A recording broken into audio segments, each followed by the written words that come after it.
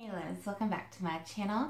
Today we're going to do a story time. Now I believe that, well first let me just say this is going to be like a continuation of one of my other story times, but I never really finished talking about that and it was a little hard for me to talk about, so we're going to talk about it today. Hopefully I'll make it through it. Hopefully you guys are having an amazing day. It is Thursday. Tomorrow for us is the last day of school. Kids get out at 11 o'clock and then it is officially summer. Abby had her graduation this morning and it was just so cute, and when the kids came walking through in their caps and gowns, this mom lost it. I was just all to pieces.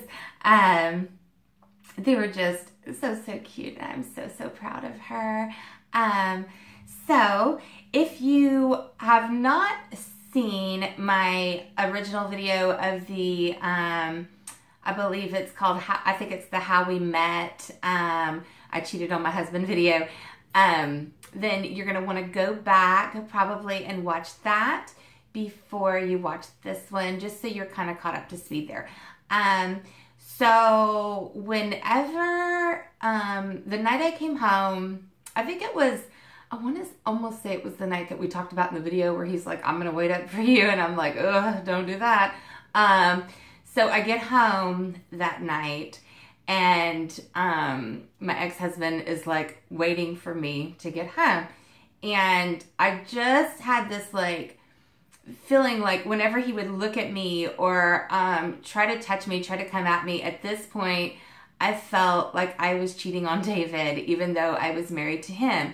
And he only was paying attention to me. We talked about this in the last video. He had only started wanting to have sex with me again, starting to pay attention to me again, because I had lost so much weight because I couldn't eat because I was always so excited to see David.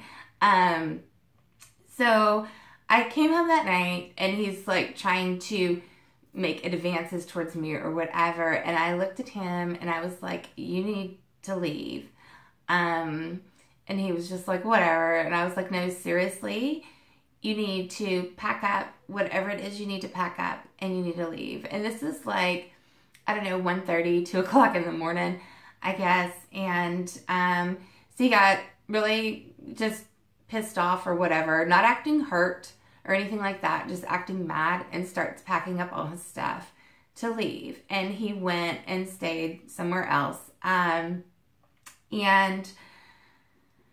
at first, it wasn't all that bad.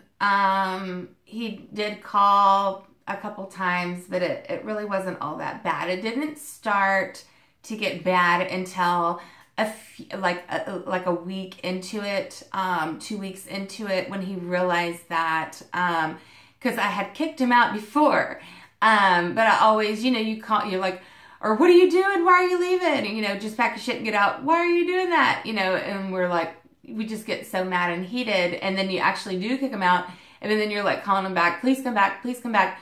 And this time I wasn't doing that. So I was trying my best just to keep it together for me and my kids, and it was weird because even though I wanted to be with David and I already kicked my husband out of the house, I couldn't really like, you don't want to bring him around your kids just yet. So I was like waiting till the kids were completely asleep to have David come over. My ex-husband got to where he would call my phone, drive by the house. Sometimes he would get out of his truck and not just drive by. And that's where it started getting really creepy. So I can't remember all of the events because this was just a really traumatic time for me. But I'm going to try to recall it for you guys the best I can. And it's going to be out of sequence. I already know. But I'll just give it to you guys the best I can. So I remember a time when I was feeding Miriam in the middle of the living room floor. And I got Abby, or not Abby, Abby wasn't even here yet. Maddie is sitting like off to the side. She's still a baby. She was like right around 1 year old. And I'm just feeding Miriam, we're watching TV or whatever, and I look up and he is standing there at the door. Sorry, you guys, there's a hair. Okay. He's standing there at the door with his face against the glass, just staring at us. And it was the back door to my house. So he actually went through the gate and is standing on my back porch looking through the back door, just watching us, not saying anything. I don't know how long he'd been standing there. Another night that really freaked me out. And I talked about this in I think my crazy neighbor video, because she like rang my doorbell like over and over and over again. Okay, well, let me tell you now why that freaked me out so bad. This one night the doorbell started ringing, and it did not stop ringing until I got to the door. When I get to the door, I look out the glass, because we got this big old door, just all glass or whatever. And I look out the glass, and he's standing there staring at me, just pointing. Just like with this blank stare and just pointing at me. And I'm like looking at him like, me? Shit. And then he walks off. And I thought that was really weird. I'm just trying to establish the level of creepiness that kind of came over him. So then another night, we were sleeping in the room, and I had Maddie in there with me, and I get woken up to the sound of glass breaking, and he was kicking in the windows on the house. He started with my bedroom windows and was just kicking in the windows on the house. Another night I came home, and all of my stuff was like thrown out in the driveway. He had like broken into the house and taken my CDs and like thrown them all out in the driveway. Some of them were out in the street. And then I had this like big oversized caboodle. And when I came into my room, all my makeup, you guys, oh, God, I was so upset, was just like everywhere. And I am talking like I have a huge collection of the MAC pigments. And back then it was even bigger, because I'm not even much of a MAC girl now. But back then I had this huge collection of MAC pigments. All my pigments are like busted open. Some of them are just rolled underneath the bed. For the longest time, I was finding makeup while I was cleaning my room, because it had just got flown everywhere. He followed me a lot. I'd leave the house and look up and notice that he was riding behind me. Another night, I was sitting on my back porch talking on the phone, and I heard this loud noise, and I was like, damn, somebody's shit just got fucked up. And I go outside, you guys, to the front to see what it was. It was my fucking shit. My shit. My truck. The whole back window. Okay, first I noticed the light is on, like the dome light in my truck. And then there's like, I can see this stuff like all over. But the back windshield was like all twisted and warped. The frame of it. And then all the glass was broken out. Okay. And then there's like this cable cord just like dangling there. And I'm looking at it like, what in the hell? So I call the police, and the police get here, and they're like digging around the back of my truck, and they're standing there at the back, and he's got something in his hand, and he's holding it like this. And I'm thinking, what in the world would he have found in my truck? What is going on? And he calls me over there, and he's like, is there anybody who would want to hurt you? And I started explaining the situation with my ex-husband. And he was like, this is a 9mm bullet. Somebody had shot at my truck. There was a bullet by the gas tank that didn't hit the gas tank, thank God. And then they busted out the back windshield. And he always says it wasn't him, but come on, y'all. And then another time he broke in and stole my wedding rings out of my jewelry box. Not that I needed them, but it would have been nice to have to give to my girls, because even though, and one of my friends and I were talking about this the other day, even though that marriage didn't last, it was still given out of love at the time. It still meant something at that time. And, you know, I don't even know how much it meant to me at that time, but I still thought it would have been nice to be able to give to them. And he also took my like drop earrings. I had lost my best friend in the whole wide world when I was pregnant with our daughter Madison. I had one videotape, you guys, one videotape with him on it from like a high school party. And I know he took that. He also, oh, this is good. Okay, so I had this so super cute pink handbag. I loved it so, so much. And back then, these were like all the rage or whatever. It was the pink Coach with the big C's on it. And I had the matching wallet. And I get out of the shower and my purse is on the bed. My wallet is on the bed. And it says, Amy loves my ex-husband's name, written in black magic marker, all over the wallet, all over my purse. How freaking crazy is that? There was another time, and this was like the day after Thanksgiving, that I wanted my kids to have a good night's sleep without broken windows or the doorbell ringing or something crazy. So I go to my dad's to spend the night. And I'm thinking if anywhere, you know, if anything, I'm safe at my dad's. I woke up the next morning and everything seemed fine. David had left to go to work. He had spent the night there with me. And he had left to go to work. And this is already like, gosh, we've been together like 2 months now. And everything had moved so fast, but it was just because of the situation my ex-husband was putting me in that it was moving so fast. So I woke up the next morning, everything was fine. David left to go to work, and I'm sitting there with my girls, and my dad was like, I'm going to run to the bank. My brother was like, I'm going to run to the store. And I was like, okay, fine. So then my phone rings, and I can hear, it's my ex-husband, and I can hear the back door of my dad's house opening in this ear and opening in this ear through the phone. And I'm just, my heart just dropped. I hung up and started calling 911 immediately, and he is coming at me. And by the time I got halfway through my call with 911 before he took my phone, and he hid my phone from me, and then he had taken the battery out of my phone. He had ripped off my jewelry and things like that and just kind of chased me around the house trying to get at me. The cops got there really quickly, and I was so excited, you guys, because they like put him in his place so fast. They have this like magic wand thing, and then they go like that and it extends or whatever, and then so they go like that and they're like, you sit the fuck down, and he just like is all like this. And he acts so tough with girls that when you get him in a fight with a guy, he always loses. So then at that moment, I was able to do a no trespassing thing with the cops and him at my dad's.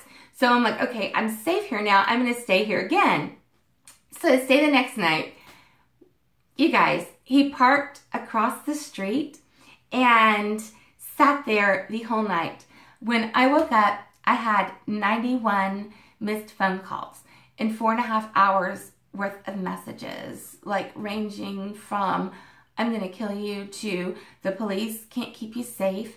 There was also death threats made against our Harris County's district attorney at the time. That was Mr. Charles Rosenthal. And then they would get like really sexual, like creepy sexual, like remember that time I was doing this to you or something, and it just made me feel so sick to my stomach. I can't, I don't know how I could be so disgusted and grossed out by someone that I had 2 kids with, but that's, I mean, like, I look at him and I don't even know who that person is anymore.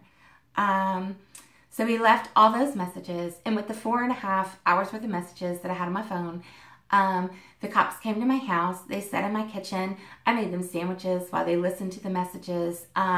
There were times when the cops would sit down at the end of the street and just wait for him to show up, trying to catch him because they knew what he was doing. And he had moved across town, but he still worked in this area. So every night on his lunch breaks, he would either drive by my house or just come and walk in the house. And then once I got the locks changed, that's when he starts breaking windows, and he kicked in the back door that leads into the house from the garage. Just really crazy. And we stayed in hotels a few nights just to get a good night's sleep under someone else's name. It really got really, really bad. And I did block a lot of it out. It finally stopped a little after a year. I was able to get the protective order. I had tried to, well, I did go get the restraining order, but in all honesty, girls, if you think you are safe with a restraining order, I will tell you, I don't know what the laws are right this second, but when I was going through this, if you violate a restraining order, it is either a $100 fine or 1 night in jail.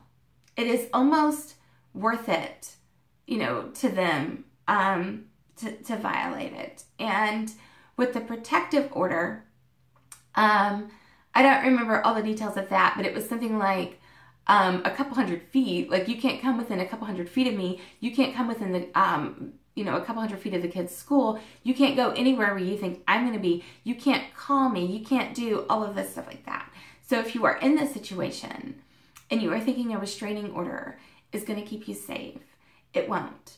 The protective order can keep you more safe because it's got bigger penalties behind it. However, you know, that won't keep you safe either. And unfortunately, you got to be like half dead laying in the street to get the protective order. They aren't very gracious with giving those out. So, you know, we went through a lot, and I'm sure that I'm leaving a lot of stuff out. Oh, I do know, okay, this, I'm saving the best for last. So, we had gone out. It was my birthday, David and I, and my mom had watched the girls for the night. And I was so excited. We spent the whole night in Galveston, just on the beach. We had fireworks and all this stuff. And we got home, and my mom was going to go home and clean up her house a little bit and get some things, and she was going to come back here and make birthday lunch for me. Well, me and David are just thinking, you know, it's morning, we're going to lay down for a little bit and try to get a little bit more sleep before the kids get up. My mom left, and I hear her leave, but then a few seconds later, I hear the door open back up again. And I'm thinking, what in the world? So I thought she just forgot something was coming back in. It wasn't my mama. It was my ex-husband. And me and David are laying like pretty much naked in my bed.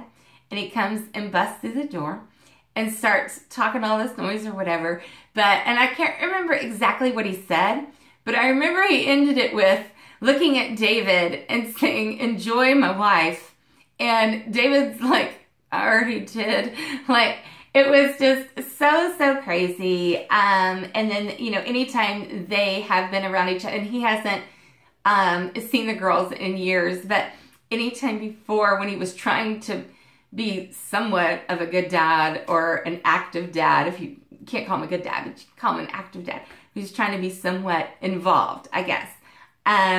You know, anytime they would get around each other, they would just like go at it. And Dave's not scared of him.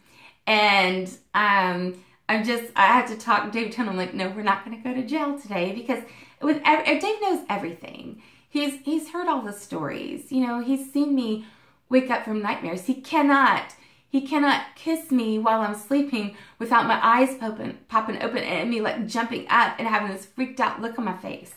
And it's just, I feel bad for him because of that. And, but I understand it. I understand why he, you know, wants to get at him so bad. And I always have to tell him, you know, he's not even worth it. And at this point, we really, you know, we just kind of, we feel sorry for him because he's missing out on what little time he would have had to spend with Miriam, and what an amazing child Madison has turned out to be.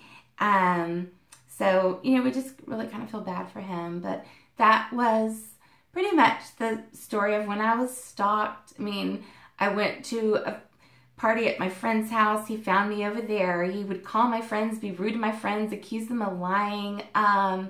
It was just really, really crazy. And speaking of that, there's another story time I've got to tell you about where me and two of my other friends just happened to all be having affairs at the same time. And it was all around this time. And it was all just really, really crazy. But I promise you, it was all legit. But, you know, for legit reasons. And we really stuck it out together through all this. And I couldn't have made it without you two girls. And you know who you are. And I love you all so much. And that'll be a different story time. Hope you enjoyed this story time. I don't need a bunch of I'm sorry's or whatever's because I'm honestly, for the most part, over it. I do have the nightmares all the time. And I do have the, you know, like the panic disorder. And I have the thing where if David wakes me up while I'm sleeping, or even the kids or anybody, that I wake up looking all freaked out. You know, but I'm okay.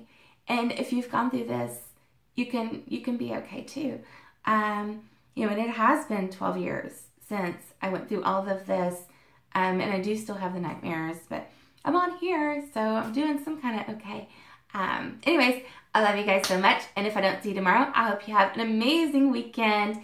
And I don't know, if you like this, give it a thumbs up, hit the subscribe button, whatever. Leave me some love in the comments. You know, I try my best to respond. And I'll see you guys next time.